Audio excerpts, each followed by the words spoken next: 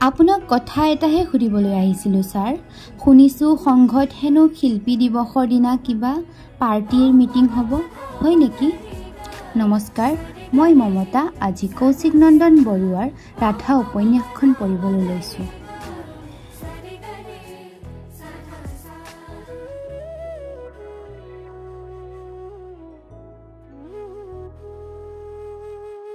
অকণমান ৰৈ হুমুনিয়াহ এটা পেলাই ছাৰে ক'লে, ঠিকেই শুনিছ, কিন্তু কিয় ছাৰ?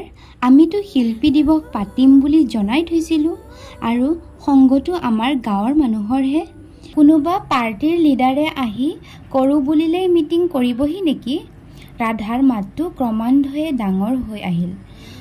অৰুণ ছাৰে পিছে শান্ত সুৰত ক'লে, জানো আই, কিন্তু কি কৰিবি, মই সভাপতি হৈও কিছুমান কথাত মাতিব নোৱাৰোঁ। এইবোৰ ৰাজনীতিৰ কথা। আপুনি নোৱাৰে যদি আমিয়েই মাতিম। এই বল ককাৰ ওচৰলৈ যাওঁ।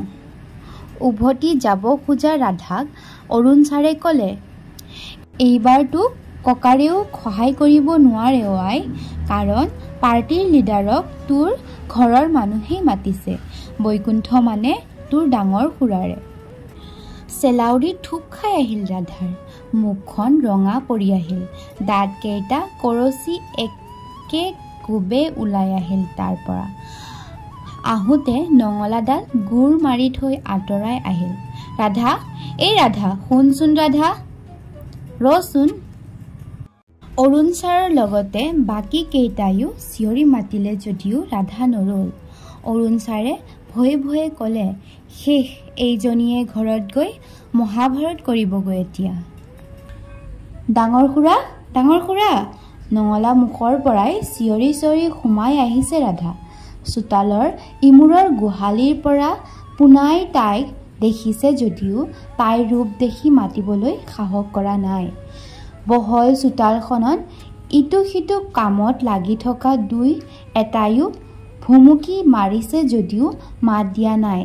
এনেতে ঘৰৰ কাম কৰি বাই তেজা ওলাই আহিল ঘৰদৰকৈ। কি হৈছে ৰাধা, এনেকৈ চিঞৰি আহিছ যে? ডাঙৰ খুৰা ক'ত আছে তেজাবাই? তাইৰ চিঞৰ শুনি ভিতৰৰ পৰা বৈকুণ্ঠৰ পত্নী মানে ৰাধাৰ খুৰীয়েক সাদৰি ওলাই আহিল।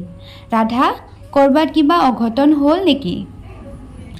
কপাহী কাপোৰৰ চাদৰ মেখেলা পিন্ধি সদায় মূৰত উৰণি লৈ ঘৰখনৰ সকলোৰে জঞ্জাল মাৰি ফুৰা সাদৰীক দেখি ৰাধা কিছু শান্ত হ'ল। ৰাধাই নহয়, সাদৰীৰ মুখৰ মৰমসনা মাতষাৰ তাইৰ হাঁহিটোত আটায়ে যেন মোহ যায়।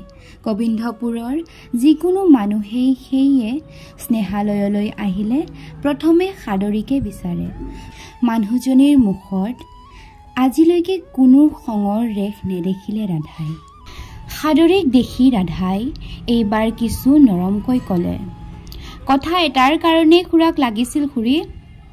এনেতে ভিতৰৰ পৰা বৈকুণ্ঠ চৌধুৰী ওলাই আহিল।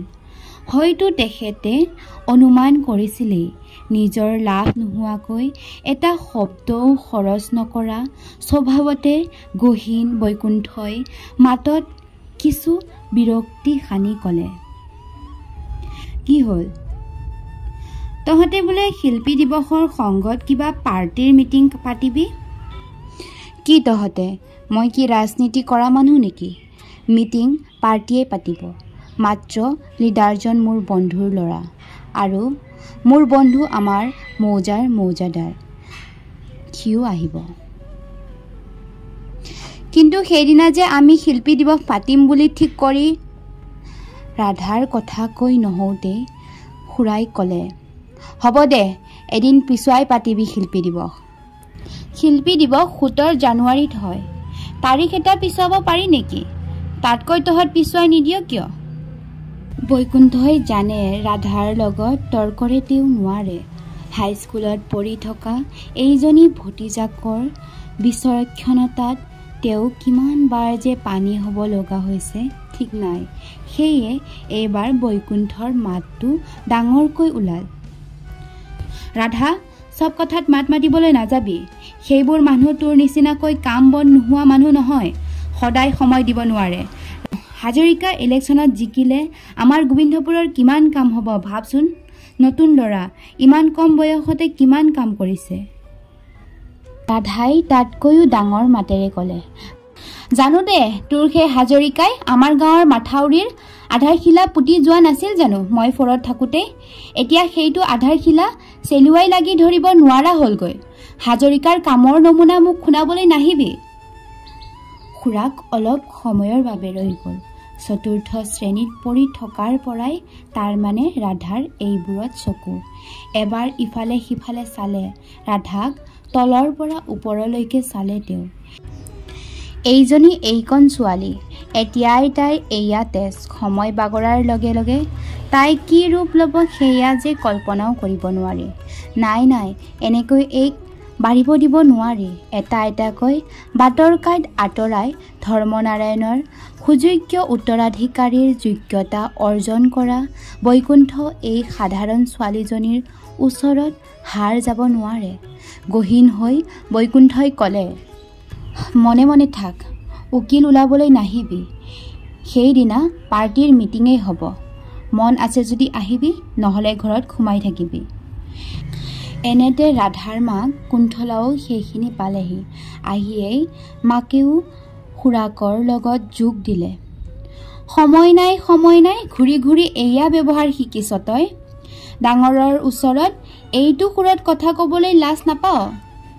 কুন্তলা বৈকুণ্ঠৰ বাবে আটাইতকৈ ভাল সুযোগটো পাই লগে লগে বৈকুণ্ঠই ক'লে, এই ঘূৰা ফুৰা অলপ বন্ধ কৰক নবৌ। কোনোবা দিনা আমাৰ পৰিয়ালৰ নাক কাণ কটা যাব। আগতে নিজৰ কামতে নাক কাণ বচাই ল তই।